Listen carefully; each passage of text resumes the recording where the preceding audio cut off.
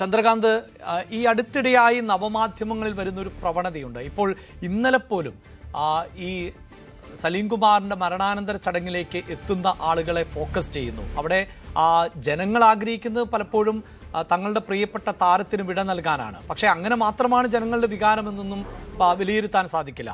അവിടെ ദിലീപ് കടന്നു വരുമ്പോൾ സലീമേട്ടനെ കാണാൻ ദിലീപ് വന്നപ്പോൾ ചെയ്തത് കണ്ടു. എന്താണ് മീര ജാസ്മിൻ ചെയ്തത്? ഇത്തരത്തിലുള്ള തലക്കെട്ടുകളോടുകൂടി ആളുകളെ അതിലേക്ക് ആകർഷിക്കുന്ന ഒരു സമീപനം ഉണ്ടാകുന്നു. കഴിഞ്ഞ കുറേ കാലങ്ങളായി നമ്മൾ കാണുന്നതാണ് ഈ അശ്ലീല സ്വഭാവങ്ങളുള്ള തലക്കെട്ടുകൾ, ദ്വയാർത്ഥ പ്രയോഗങ്ങളുള്ള തലക്കെട്ടുകൾ. ഇതിനൊക്കെ വലിയ ഓഡിയൻസ് ഉണ്ട് എന്നതുകൊണ്ട് അതുമാത്രമായി മാറുന്ന നവമാധ്യമ മേഖല ഇപ്പോൾ തീർച്ചയായും ചാനലുകളെയോ അല്ലെങ്കിൽ അപ്രൂവ്ഡ് ടെലിവിഷൻ ചാനലുകളോ പത്രങ്ങളോ ഡിജിറ്റൽ പ്ലാറ്റ്ഫോമുകൾക്കോ ഒക്കെ ഒരു എഡിറ്റിംഗ് പ്ലാറ്റ്ഫോം ഉണ്ട്. ഇത് എഡിറ്റ് ചെയ്യപ്പെടുന്നില്ല എന്നതാണ്. എന്ത് ഭാഷയും പ്രയോഗിക്കാം, ഏത് തരത്തിലും പ്രതികരിക്കാം. അങ്ങനെയൊക്കെയുള്ള ഒരു രീതി ഇപ്പോൾ ഉണ്ടാകുന്നു. അവിടെ ഓഡിയൻസ് ഉണ്ടാകുന്നു. ആ ഓഡിയൻസ് ഉണ്ടെങ്കിൽ പിന്നെ ഞങ്ങൾക്ക് ആരെയും നോക്കേണ്ടതില്ല എന്ന നിലയിലേക്ക് പൊതുവിൽ മാധ്യമങ്ങൾ മാറുന്നു. അത് വലിയ അപകടകരമായ ഒരു സാഹചര്യമല്ലേ സൃഷ്ടിക്കപ്പെടുന്നത്? അഭിലാഷ്, ഇതിൽ രണ്ട് കാര്യങ്ങളുണ്ട്. ഒന്നിത് ഏതെങ്കിലും പ്രത്യേക തരത്തിലുള്ള മാധ്യമം ആണ് ഈ കുഴപ്പത്തിന് കാരണമെന്ന് തോന്നുന്നില്ല. ഇത് അരുൺ കൃത്യമായി പറഞ്ഞ പോലെ ഇത്തരത്തിലുള്ള കാര്യങ്ങളിൽ ഒരു ഔചിത്യം വേണം എന്ന് തന്നെയാണ് പറയാൻ സാധിക്കുന്നത്.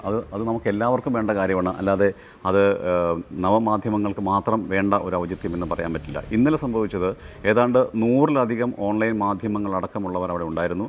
ഇതൊരു വലിയ തിക്കിനും തിരക്കിനും ഇടയാക്കി. അവിടുത്തെ മൃതദേഹം ആണ് അത് ഉള്ളതെന്നും ഒരു മരണാനന്തര ചടങ്ങ് നടക്കുകയാണെന്നുള്ള ഔചിത്യമില്ലാതെ ചിലർ പെരുമാറി.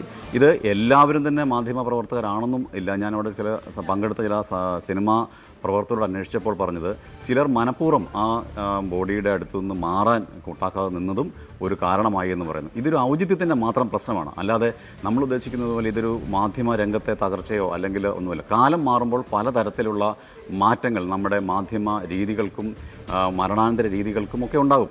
ഇതൊരു കാലത്തിൻ്റെ മാറ്റമാണ്. അതിനെ എത്ര ഔചിത്യത്തോടെ നേരിടാൻ കഴിയണം എന്നത് നമ്മൾ ഓരോരുത്തരും ചിന്തിക്കേണ്ട കാര്യമാണ്. അല്ലാതെ അതേതെങ്കിലും തരത്തിലുള്ള പ്രത്യേകത, ഇപ്പം അരുൺ പറഞ്ഞല്ലോ, ഡൽഹിയിൽ വെച്ച് വി.ഡി. സതീശൻ പറഞ്ഞാണ് അദ്ദേഹത്തിൻ്റെ മുഖത്ത് ഒരു മൈക്ക് കൊണ്ട് കുത്തി. അതേതായാലും അതുപോലെ തന്നെ ഇവിടെ വീട്ടിനകത്ത് കൊണ്ട് ഒരു ക്യാമറ വെച്ചിട്ട് പോവുകയാണ്, അല്ലെങ്കിൽ ഒന്നിലധികം പേർ വന്ന് ഒരു ചാനലിൽ നിന്ന് വന്ന് പങ്കെടുക്കുകയാണ്. ഇതൊക്കെ ഒരു ഔചിത്യമില്ലായ്മയുടെ പ്രശ്നം തന്നെയാണ്. ഇത് വരാൻ പോകുന്ന പ്രശ്നങ്ങൾക്ക് കാരണമാകും എന്നുള്ളതല്ല. നമുക്ക് കിട്ടിക്കൊണ്ടിരുന്ന ചില സ്വാതന്ത്ര്യങ്ങളുണ്ട്, ചില അവസരങ്ങളുണ്ട്. ആ അവസരങ്ങൾ കൂടി ഇല്ലാതാകുന്ന നിലയിലേക്ക് പോകും എന്ന് തന്നെയാണ് എനിക്ക് തോന്നുന്നത്. ഇതിനകത്ത് അശ്ലീലത്തിൻ്റെ അംശം ചില നടിമാരോടൊക്കെ സംസാരിക്കുമ്പോൾ അവർ പറയുന്നത് അവർ നടന്നു പോകുന്ന ദൃശ്യം മാത്രം ഇട്ടിട്ട് ഒരു ക്യാപ്ഷൻ ഇടുകയാണ്. അതും കണ്ടൻറ്റായിട്ട് ചെയ്തിട്ട് അതിനും കണ്ടൻറ്റിലൂടെ പൈസ വാങ്ങാം എന്ന് കരുതുന്നവരുണ്ട്. ഇത് അവരുടെ സ്വകാര്യതയാണ്. അവർക്കൊരു ശരീരത്തിലെ ഒരു ഭാഗത്ത് ഒന്ന് സ്പർശിച്ചാൽ കണ്ടോ അദ്ദേഹം ചെയ്ത് എന്നാൽ ഞെട്ടും എന്ന് പറഞ്ഞങ്ങ് കൊടുക്കുകയാണ്. ഇതിനൊരു ഔചിത്യമില്ല. ഈ ഔചിത്യത്തിൻ്റെ മാത്രം കാര്യമാണ് നമ്മളിവിടെ സംസാരിക്കുന്നത്. അല്ലാതെ മറ്റെന്തെങ്കിലും തരത്തിലുള്ള മാധ്യമ നിയന്ത്രണത്തിനോ വിലക്കിനോ ഉള്ള ഒരു ആശയമായിട്ടല്ല നമ്മളിത് പറയുന്നത്. സ്വയം വിമർശനാത്മകമായി തന്നെയാണ് സംസാരിക്കുന്നത്. അഭിലാഷ്, യെസ്. ഒപ്പം കിരൺ ബാബു കൂടി ഡെസ്കിൽ നിന്ന് ചേരുന്നുണ്ട്.